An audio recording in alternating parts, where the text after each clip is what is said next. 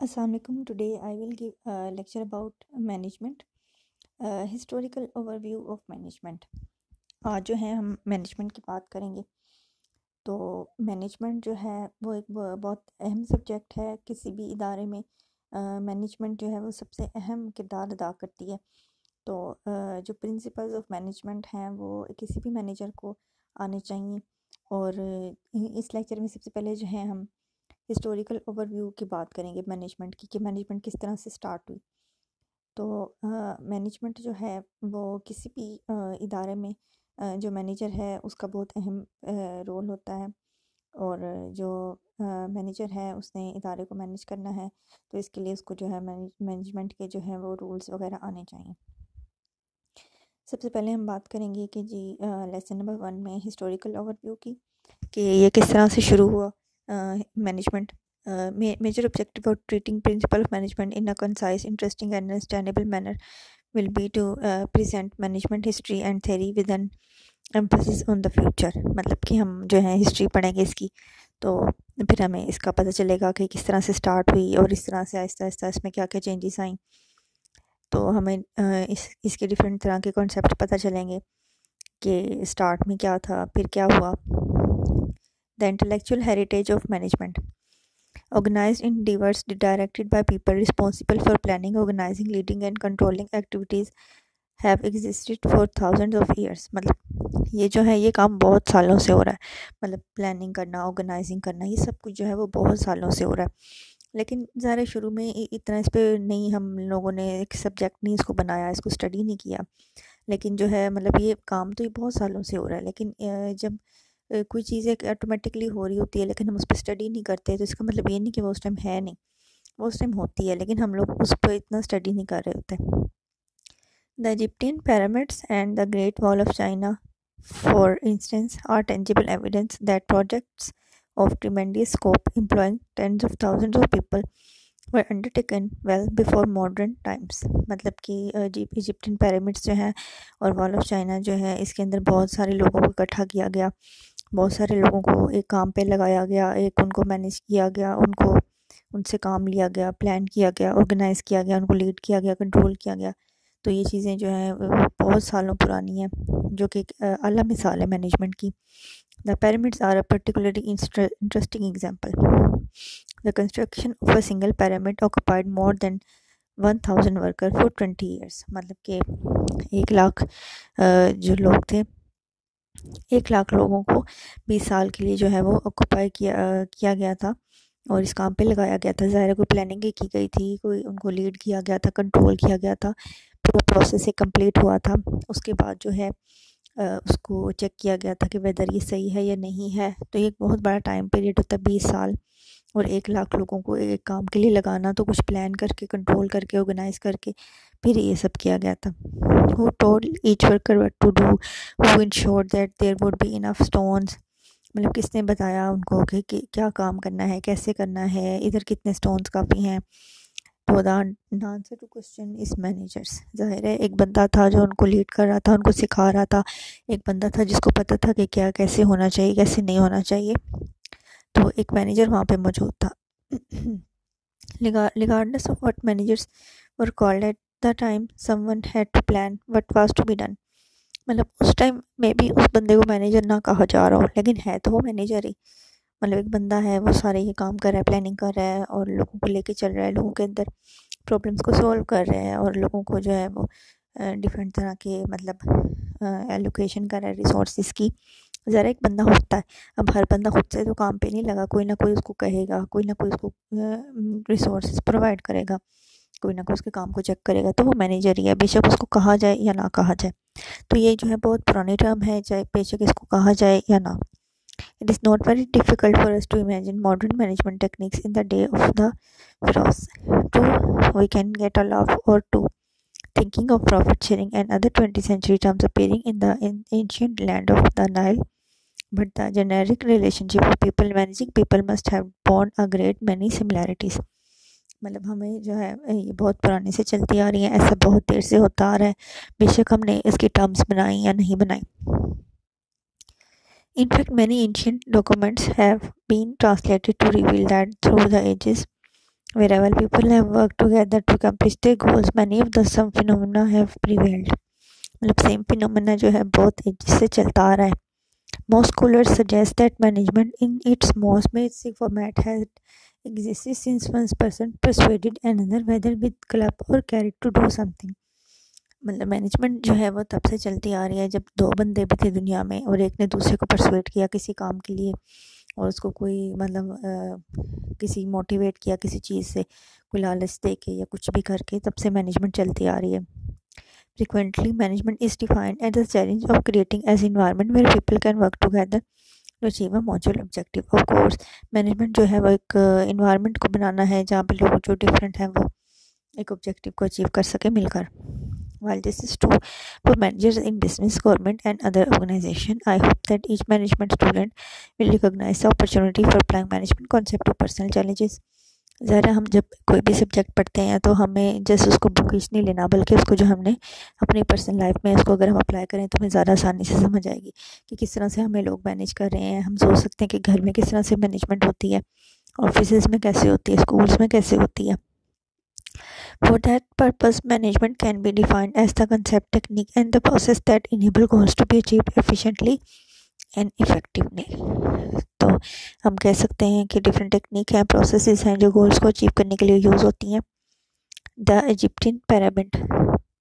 Approximately 4000 year BC, the Egyptians were building a civilization edge on the rest of the world. Egyptian pyramid के बारे में आपको पता होगा कि ये इजिप्टियंस जो हैं ये बना रहे थे Egyptian pyramid. Very few of us can comprehend the extent to which this culture zoomed ahead of its time. If it were possible to make a reliable comparison, we would probably find that no nation in our time is as far ahead of its contemporaries as the land of the pharaohs was between 4000 BC and 525 BC. मतलब ये बहुत जो है ना पुरानी बात है. 4000 BC और 525 BC मतलब इस दौर में जो है ये इजिप्टियन पिरामिड जो है ये बन रहा था और बहुत सारे लोग थे जो इसमें शामिल थे. तो ये इजिप्टियन पिरामिड की एक एग्जांपल है कि इसमें बहुत सारे 1 लाख लोग शामिल थे और 20 साल जो है तकरीबन वो इस पे काम करते रहे. तो ये एक मतलब कि उन्होंने बहुत मेहनत के साथ एक काम किया और उन्होंने डिफरेंट लोगों को इस काम पे लगाया और डिफरेंट तरह के जो थे वो क्या कहते हैं स्टोन्स एक्सेट्रा यूज़ किए गए थे. तो उन्होंने डिफरेंट तरह के टूल्स यूज़ किए. तो ये एक जैसे प्रॉपर मैनेजमेंट में जिस तरह से काम होता है उन्होंने भी इसी तरह किया. In their business and governmental affairs, the Egyptian kept document to show exactly how much material was received and from whom. मतलब उन्होंने सारा रिकॉर्ड रखा हुआ था कि क्या चीज़ हमने किससे ली है, कितनी यूज़ हुई है. तो जिस तरह मैनेजमेंट में सारी टेक्निक्स होती हैं इसी तरह उन्होंने भी यूज़ किया. Next is the Great Wall of China. The Great Wall of China, built in the time period of 956 year. It is 6,000 kilometer long. Its base is 20 feet wide and top 11 feet wide. The height of China Wall is from 7 to 37 feet. The whole China Wall is made by hands. मतलब ये हाथों के साथ जो है ना इसको wall को बनाया गया.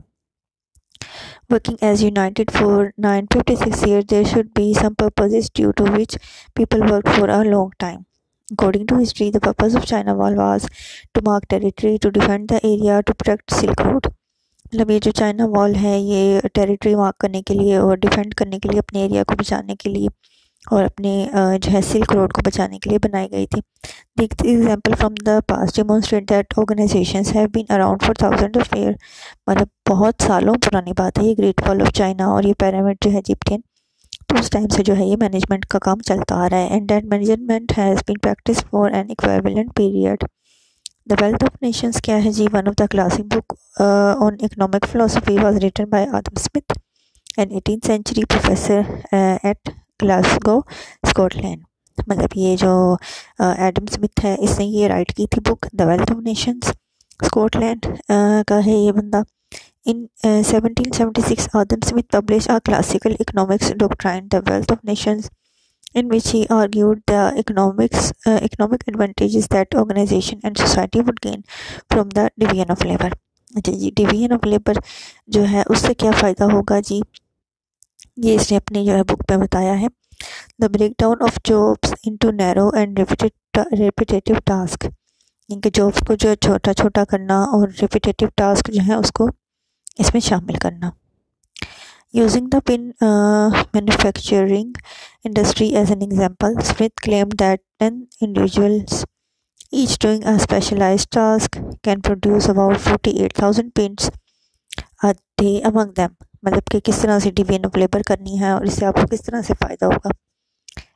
If each person worked separately and had to perform each task, it would be quite accomplishment to produce even 10 pins a day.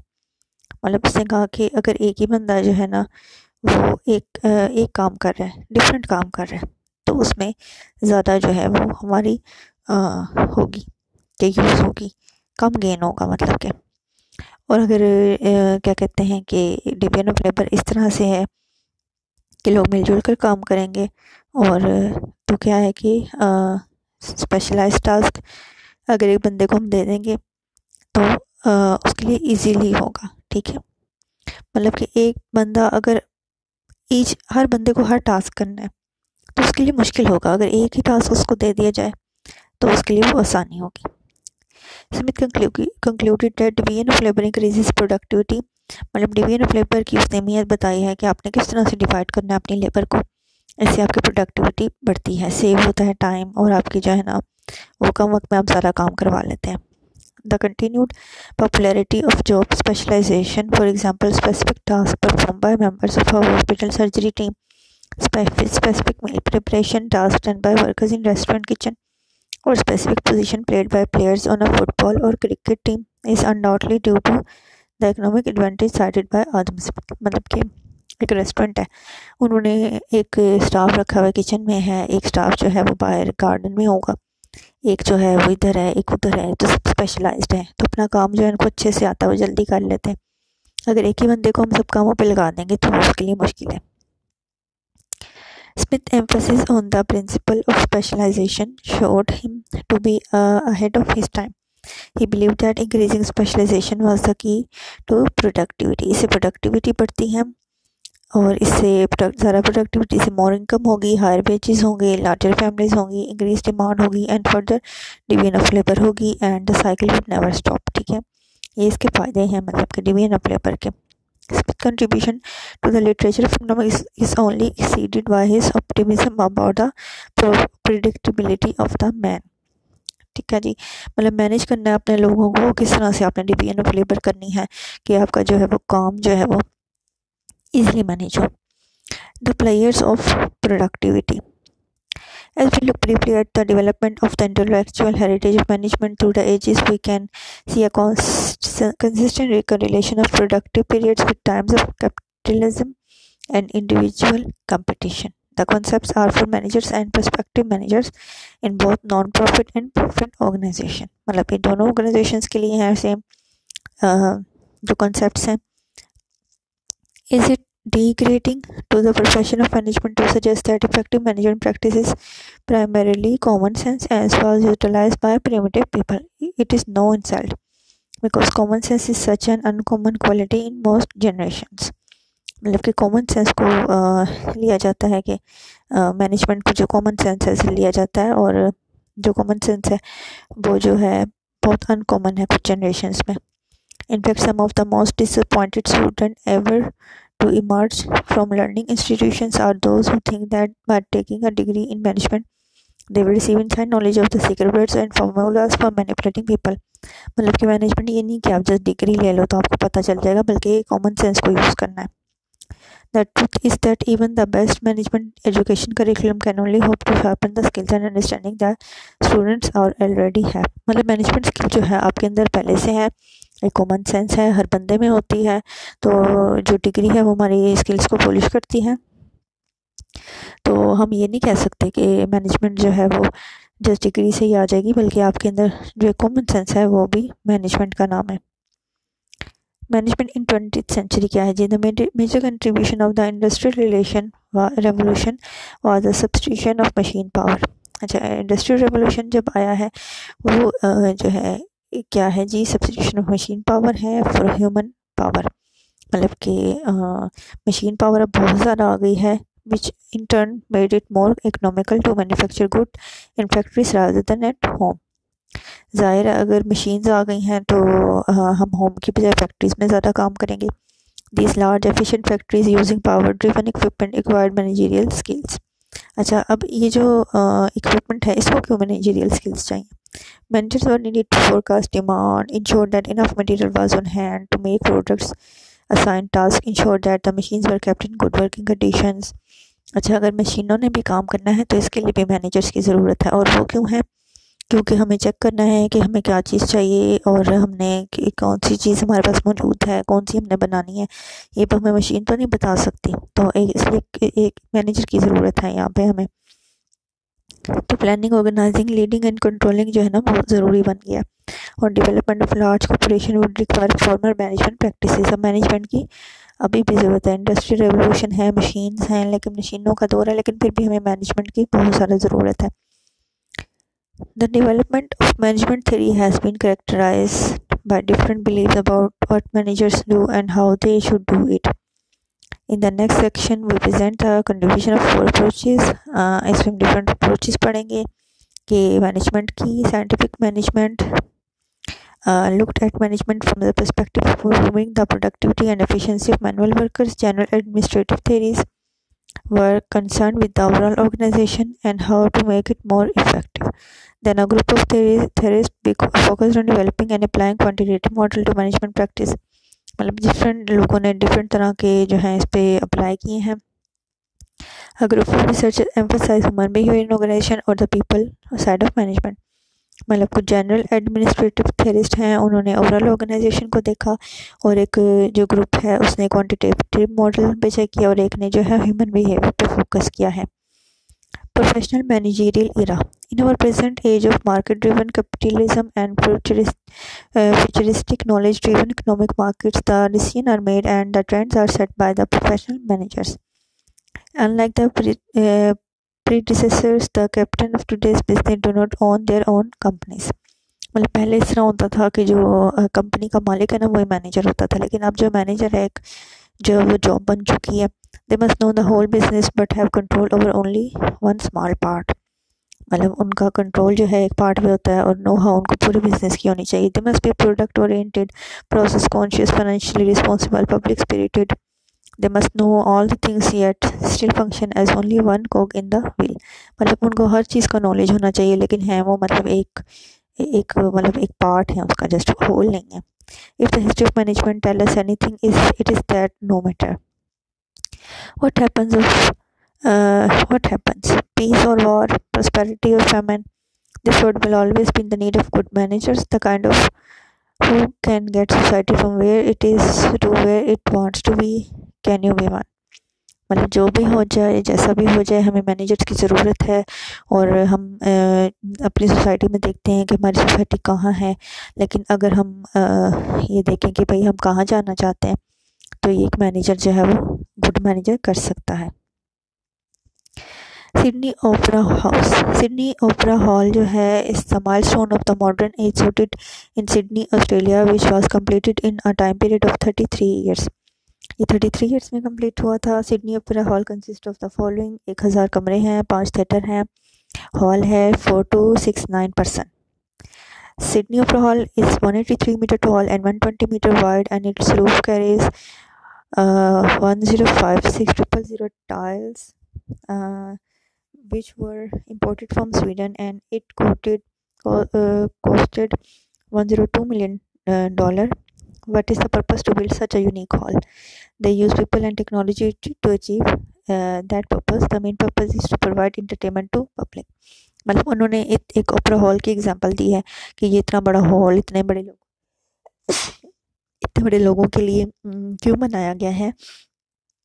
तो जो है इंटरटेनमेंट का एक ऑब्जेक्टिव था, जिसको कंप्लीट करने के लिए उन्होंने बहुत ज़्यादा जो है लोगों को लगाया, बहुत ज़्यादा चीज़ों को लगाया और इसको कंप्लीट किया।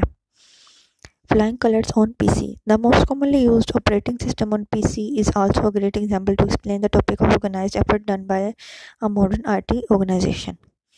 अच्छा, जो PC के फ्लाइंग कलर्स आ रहे होते हैं वो जो है किसी बंदे ने किस तरह से ऑर्गेनाइज किए हैं।